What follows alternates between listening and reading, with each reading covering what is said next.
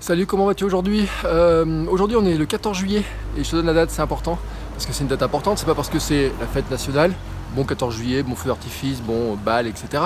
Mais aussi parce que c'est une date importante sur mon agenda, parce que c'est les 18 mois de ma fille, mais c'est aussi les 3 mois de mon premier marathon. Voilà, alors ça peut paraître bizarre de fêter comme ça, mais en fait il y a un an exactement, il y a un an. Je commençais la préparation du marathon de Lyon et je me suis blessé donc je ne l'ai pas fait.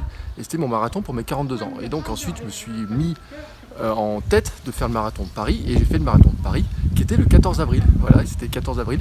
Et ça fait pile 3 mois. Voilà, mai, juin, juillet, 3 mois exactement. Et que me reste-t-il? Eh ben plein de souvenirs. Un petit peu de mal à le digérer aussi. Tiens, je vais me déplacer parce que derrière ça parle un petit peu. Et puis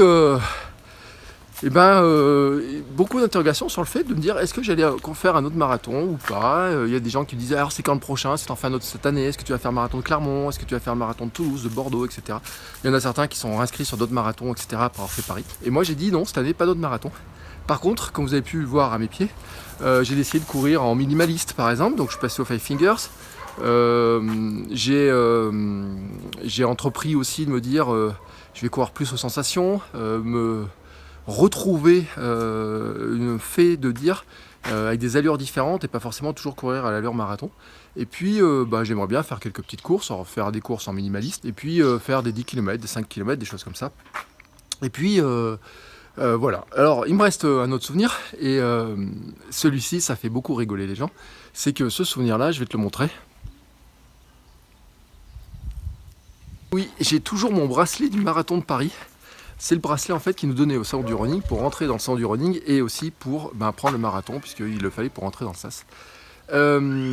Et en fait j'avais dit tiens je vais le garder une semaine histoire de faire la décoration. Et puis je l'ai gardé pendant 3 mois. Alors ça fait beaucoup rire les gens au départ. Et puis on dit oui c'est comme les gamins à la colonie.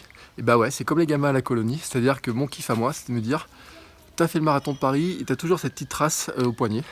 Mais j'avais dit un truc, c'est que en 14 juillet aujourd'hui, j'allais le laisser. Donc je vais tout simplement l'enlever aujourd'hui. Parce que finalement le plus beau souvenir du marathon de Paris, il est dans la tête. Voilà, tout simplement. Alors, là je vais essayer, je vais l'enlever tout simplement. Enfin, je vais l'enlever. Enfin, je pourrais essayer de l'enlever. Je crois pas que j'arrive à l'enlever comme ça. Je vais être obligé de le découper. Je vais le garder dans une boîte à souvenirs avec le dossard. Et puis, tu l'as vu aussi.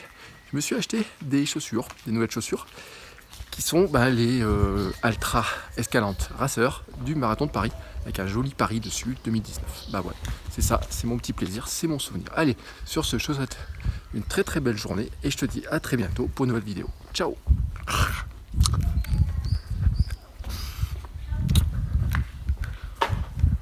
Bon, la vraie question c'est de savoir si je vais vraiment arriver à enlever.